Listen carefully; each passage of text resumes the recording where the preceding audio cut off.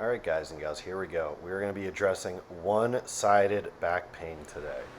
We're going to do, now there are many reasons why you have one-sided back pain, and we're going to try to address some of the common ones.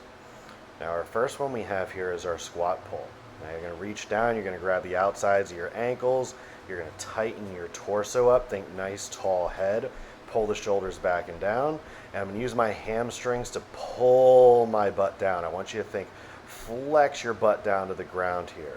Take a big deep breath in at the bottom and a big deep breath out at the top, and keep your glutes tight and keep your abs tight.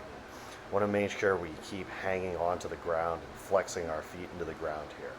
Find that middle spot right over top of the center of front of your heel, and we're going to grab with all the toes and try to stay in position here and try to think not lose the big toe, and to try and twist the floor apart as we spread and we pull down into our position. Think nice and tall, flex the abs into the upper thighs. This is going to be opening the hips, the hamstrings, getting our bracing. You might get a pop right out of the hip right as it resets. This is a really good one. It kind of pops us right back into the place. Sometimes we may not need the rest of the stuff, but let's do the whole video when we do this and see how we can fix up a couple really simple things.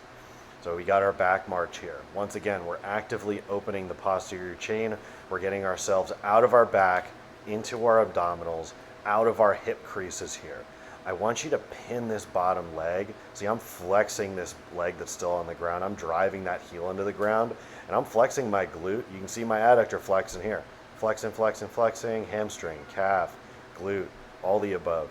We want to work right through these inner lines, and as you pull this knee up, you're trying to internally rotate, trying to bring the knees towards your belly button line, towards the inner line. Now, this is something what we want to make sure we really try and keep strict, because that's going to be the determining factor with how much progress you make here. Also, try to make sure you're holding those abs tight and breathing into that low back region. Okay, moving nice and slow. Working there, and see I get a full extension here. That's a 90-degree leg there. Our next one here is going to be to get us out of our back again, open our lats up, open our adductors up, open everything up here. We have our modified dead bug, and we're going to be using a one-sided block, and our hands are going to be underhand grip, which would be palms facing you. So the goal is to block this one side, not lose the block on the side that's staying still, and try to keep the palm facing the ground and facing you as you reach overhead. Now this is going to be really challenging for some of our bigger guys here, because we're working through some ranges here where our lats may not want to move. We may have some shoulder mobility issues that are kind of restraining us, and this is going to actively start working on that to make sure that the abdominals and the shoulder capacity come along at the same rate. We don't want to make sure we're seeing any weird imbalances going on, because that's when we start getting compensations. One side's more mobile than the other, one side's firing harder than the opposite side is.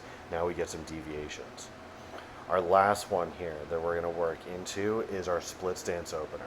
Now this is going to be pulling things open, making sure we're coming cross body here. Lock that front foot in place. I'm a pretty narrow stance. Lock both your glutes. I want you to try to glue yourself to the floor. And make sure this back foot is an active toe, so you're grabbing the ground with those toes. You are not on top of the foot. We do not want to flex down foot here, because you're losing a base of support.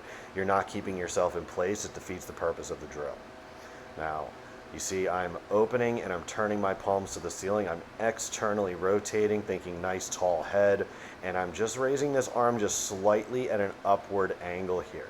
Just a slight uphill slope at the back side here, and I'm also protracting my other arm. I'm reaching that arm forward and down. Both are coming away from my midline on this one. The big one we want to make sure we're focusing on is trying to keep the knees over top of the ankle here, trying to keep everything nice in alignment, and letting this hip come around the corner, and so you reach this long arm on the front side through, flex the lat down, flex the abs down, keep yourself in position. You start seeing where your real rotational capacity is here.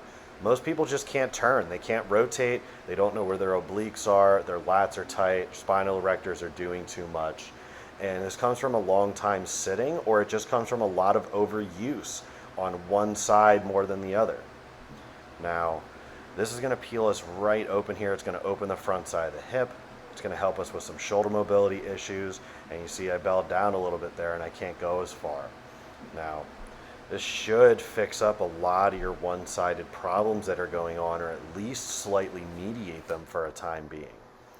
All right, guys, give the program a try. I left the reps and sets in the screen back here. Screenshot it, tag me in it, let me know how you like it.